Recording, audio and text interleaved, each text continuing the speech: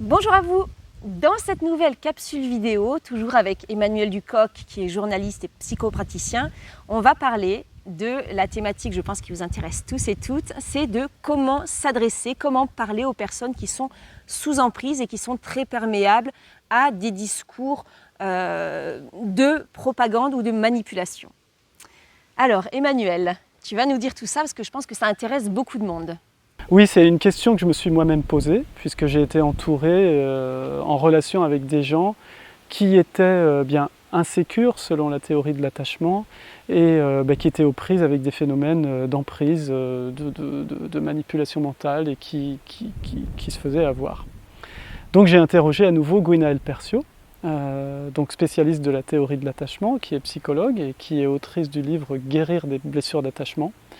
Et puis je lui ai posé la même question que celle que tu me poses, donc je vais répéter à ma manière ce que j'ai appris et dont je me suis servi jusqu'à présent.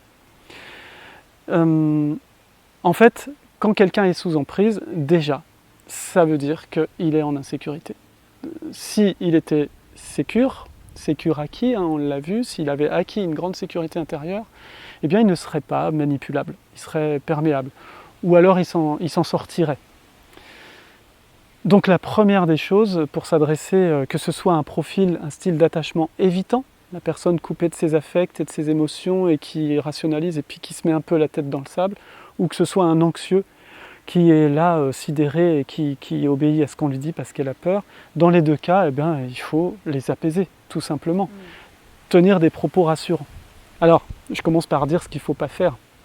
Si vous leur montrez des vidéos qui montrent les dessins funestes des gens qui les dominent psychologiquement, ça va augmenter leur insécurité. Ça ne marchera pas. Les évitants ne voudront pas vous écouter et les anxieux vont juste bugger et rentrer dans des peurs qui vont accroître leur sidération, donc leur vulnérabilité. On ne peut pas utiliser les ressorts de la peur, les mêmes que ceux des manipulateurs, pour faire sortir quelqu'un de la manipulation. Ce serait même de la manipulation. Donc avant tout être rassurant. Donc pour faire sortir quelqu'un de son insécurité, eh bien, la première étape, Gwenaëlle Percio me l'a dit, c'est déjà de valider la personne dans ce qu'elle ressent. C'est-à-dire de passer de là à là. Ok, dans ce contexte, tu le vis comment? Qu'est-ce qui se passe en toi? Passer du je pense que à je ressens. Connecter éventuellement la peur, ou même la colère, ou l'état de sidération, ou l'incompréhension. Et à partir de là, si c'est connecté, eh bien alors bon, quelqu'un qui fait un travail thérapeutique a des outils pour ça. Mais monsieur tout le monde peut faire des choses toutes simples. Alors, trahir les gestes barrières et toucher la personne, tout simplement. Si quelqu'un pleure, poser une main sur l'épaule, voilà, le toucher. Si c'est permis aussi, ça c'est des choses qui sont à sentir. Oui, il ne faut pas non plus que ce soit stressant pour la personne, parce que là on augmente son taux d'insécurité. Une personne qui est vraiment en état de panique, le toucher va toujours être rassurant. Okay. C'est jamais intrusif. Une main sur une épaule, tout le monde va apprécier. Ça fait apaiser, du bien. Ça va... Voilà. Ensuite, il faut être très prudent dans le fait de divulguer des informations qui pourraient accroître l'insécurité. Commencez par les informations rassurantes. Donc le toucher, si vous avez des techniques qui permettent d'aider la personne à lâcher prise, vous pouvez les utiliser.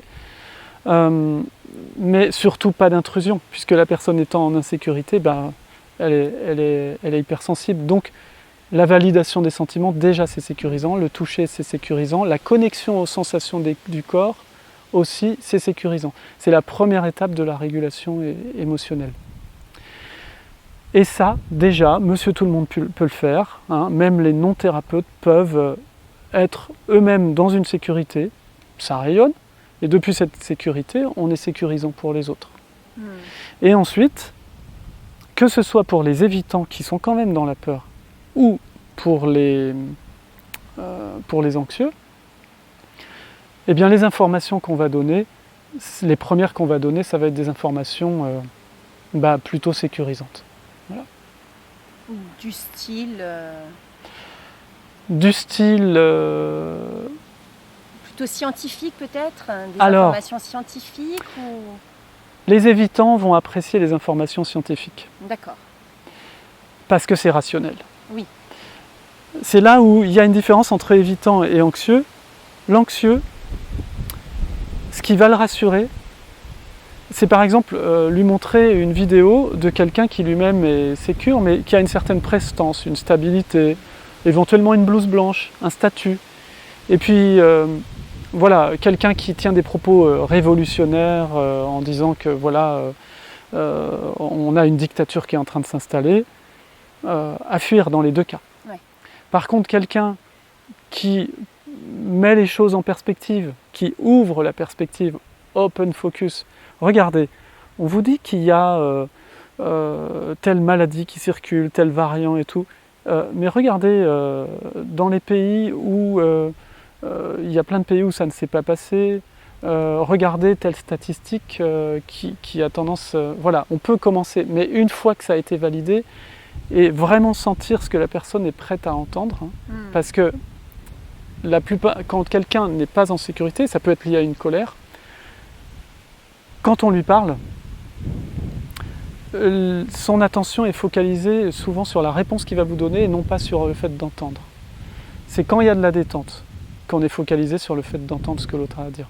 Donc si il y a quelqu'un qui commence à s'agacer en disant « mais non, tu dis n'importe quoi », on arrête tout de suite, Oui. c'est pas la peine. Il faut attendre que ça retombe. Donc, une personne, je prends un exemple, disons, actuel, là, dans la narration officielle du Covid.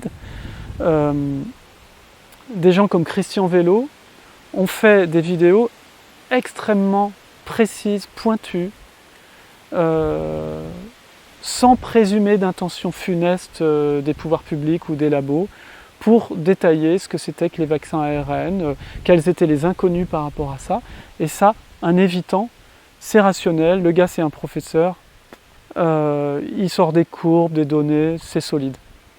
Quelqu'un qui pouvait être rassurant dans l'histoire du Covid, qui était dissident de la narration officielle, notamment sur le fait qu'il n'y avait aucun médicament disponible, c'était le professeur Raoult.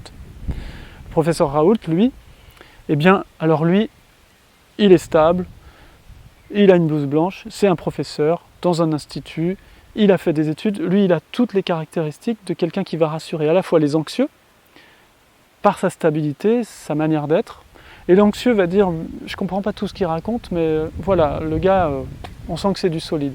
Et ça, ce côté émotionnel stable va le rassurer. Et l'évitant, ça va marcher aussi pour lui, parce que lui, il y a les courbes, il y a les statistiques, il y a les données, c'est du solide aussi. Donc lui, il a été vraiment un contrepoint à la narration officielle. Après, ça a changé avec sa validation des vaccins pour les soignants, mais jusqu'à un certain point, il était à la fois un dissident, mais pas quelqu'un de stressant pour des gens à l'attachement hostile, insécure, que ce soit les évitants ou les anxieux. En revanche, oui.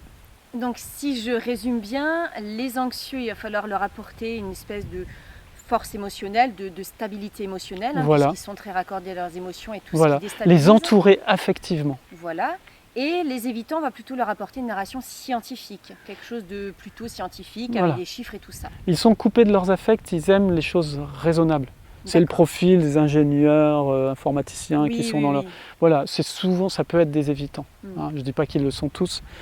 Donc ceux-là, il leur faut du rationnel.